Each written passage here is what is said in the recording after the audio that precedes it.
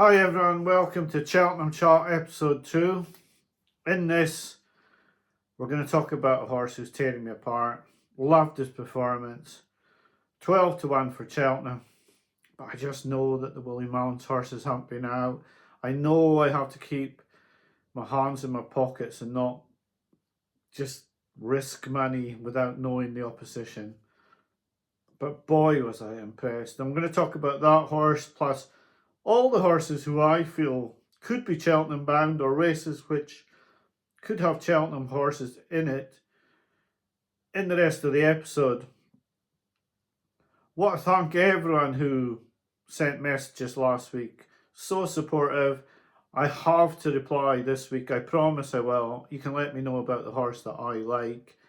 You can let me know about horses who you felt you like and you may want to get involved with for Cheltenham.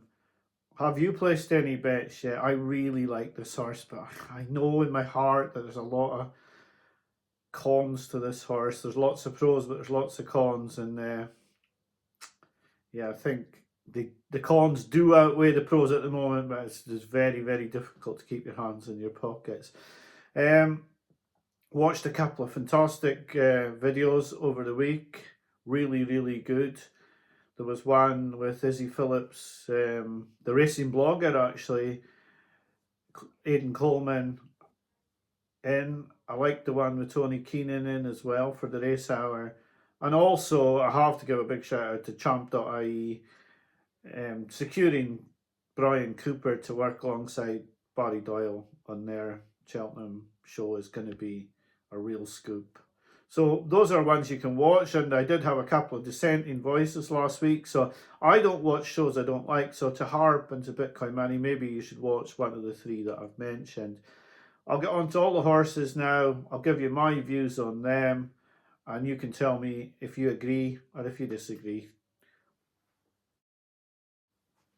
So the horse that ran last weekend, Marine Nationale, I could not make any excuses for Marine Nationale's performance. I could not think about betting him for a champion chase after this. It just was a disappointing display for me. You can't say that he may come on for the run. If you want to back a horse like that and take that risk, then that's up to you. What happened before this race was that the bookmakers took the price in case he won, and when he got beaten, just put him out to the price they had originally. So they haven't really put him out at all. Typical bookmaker behaviour, of course, but yeah, I'd be needing closer to 33s, 50s before I'd be looking at Marine Nationale. I don't think you'll get that, but I think even at the 33s, I'd struggle to be interested. So, getting on to this week, another champion chase. Hopeful came out this week. Now, for me, I've not been a fan of Jonbon. I wasn't that impressed with his performance. Others were. Lots of bookmakers have seen fit to cut him half a point for the champion chase. I remain fairly steadfast in my view that if Gaelic Warrior is prepped for the champion chase, then he will be my selection. That is in doubt because of this King George possible tilt, etc., etc. So at the moment, no, I would not be thinking about putting Gaelic Warrior up for a bet, but I do feel he is the most likely winner of the champion chase at the moment. And so Jonbon's not for me at 3 to 1, and Marine Nationale is not for me either. Also on Friday, we had this wonder pick that was put up on another podcast. Sounds Victorious, beaten. And out to 50 to 1 now for the Albert Bartlett. Now, plenty of Willie Mullins horses got beaten first time out last season and still won at Cheltenham. Ballyburn, Gallopin des Champs, and Fact to File. So, maybe you want to take the 50s, maybe it isn't a bad tip, maybe it's not so bad. I was really disappointed with Sounds Victorious's finishing effort. I don't know if he'll even go to Cheltenham. Would he be in the first string of Mullins horses? 50 to 1 if you want to back him to find out. The other horse, now I would think this horse would be Bartlett bound. Lots of people think he's Gallagher's bound. He was very impressive to the eye. Now, many of these horses that you talk about at the moment, you've got to take into account that Mullins wins most of the grade ones. His horses haven't been out. And are you getting value? Potter's Charm, extremely impressive. Very, very impressive. I do feel at times Twiston Davis over races his horses. If this horse is as good as what they think, they have to be careful now. He's had some quick runs. He's had 3 runs already this season. He's looked extremely impressive, but they don't want to go over racing this horse. I feel he's a Bartlett horse. People are talking about him as a Gallagher's horse. Would he have the speed to go against the real top-notch Mullins horses and Elliott horses? That would be my worry. He looks a slogger, but then maybe he's too pacey for the Bartlett. So at the moment, you've got to say it's a watching brief for Potter's Charm. At Navan on Saturday, Elliott's playground. That's what it is. That's what Down Royal is, and that's what Navan is at the moment, especially this meeting. But you've got to take into account that these horses are not beating top-notch Willie Mullins horses. So the performance of Wingman was extremely good. I have to say that probably the most impressive winner for me is a horse who never fulfilled his potential in the Bumper Field, Blue Devassi, but who has come out a different horse this season and was really, really impressive. And I was really taken with his win. He looks like a horse really coming into himself now.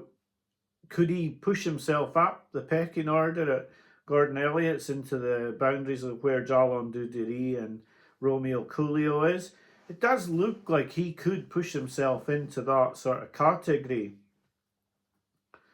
I thought Found of 50 was going to win pulling a cart coming to the second last, but ended up being very workmanlike. And although he's seen off decent horses, I didn't think he was that impressive as such. Another horse who was really impressive was Down Memory Lane. Another horse like Blue Devassi, who was extremely well topped up last season and did not fulfill the potential. He looked very good on his chasing bow in this race. I was quite taken with this performance from Down Memory Lane. Where he would go, I don't know. He's probably pushed himself into getting quite a decent handicap mark here. When I say decent, a bit too high for what Gordon Elliott would probably want, but extremely impressive, I thought. You know, faultless display, but if I had to pick one out of the horses from Elliott's yard on the day, I was very impressed with Blue Devassi, and I do wonder if he's going to push himself high up the pecking order at Calantra and possibly push himself into a Gallagher's tilt, or maybe even a Bartlett tilt. But I think they're trying to ease back on Bartlett horses after what happened to Ginto. So yeah, very, very impressed with Blue Devassi at Navan and Down Memory Lane. If I'm being honest, those were the two that I took from Navan on Saturday. On Sunday at Navan, Yellow Clay was impressive enough. A lot of people more impressed than me. I'm not sure how great a race it was myself. We are talking about Lawler's Nace next for this horse.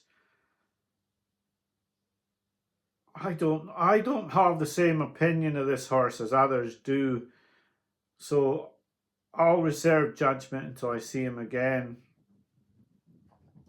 Better Days Ahead beat Slade Steel. Now, I'm not convinced that this was the real Slade Steel.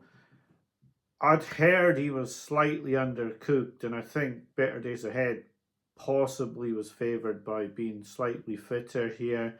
Slade Steele won the Supreme last season. You would think he'd go for an Arkle, which means he was running over 4 furlongs too far. I wouldn't read too much into this result, if I'm honest, and I would leave both horses alone. I'm not convinced by this form, and I didn't really take any horses out of Navan on Sunday as horses to take forward at the moment. In saying that, I could have the Yellow Clay wrong. Some people very impressed with him, and although his victory was very good, he's just not a horse for me. I won't be with the Yellow Clay. The horse that I didn't talk about was from Saturday at Cheltenham. I think everyone knew that, even though I backed Absurd last year in the county hurdle, I was very, very fearful of L'Eau de Sud. I think this horse was a lot better than 138 as a hurdler. My worry with a lot of these horses out of the Skelton yard is the yard are trying to get them well handicapped for races. Thus, we don't see quite how good they are or what sort of potential they've got until potentially it's too late, such as Langer Dan. Langer Dan was too busy trying to protect the handicap mark to see whether he could win grade 2s and grade 1s over 2 mile, 4 and 3 miles, because he was trying to keep his handicap mark so he could win Coral Caps. And that's all well and good if that's what you want to win, but you're not really seeing quite how good your horse is. I wonder if L'Eau de Sud was kept with a handicap mark where he could have been a lot higher.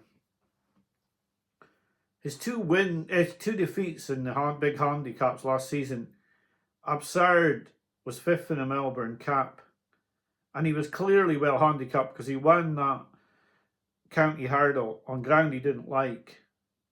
So, and it was a speed test, and that wouldn't have suited L'Eau de Sud. But L'Eau de Sud has pulled clear of good horses. Magical Zoe won an Ebor this season.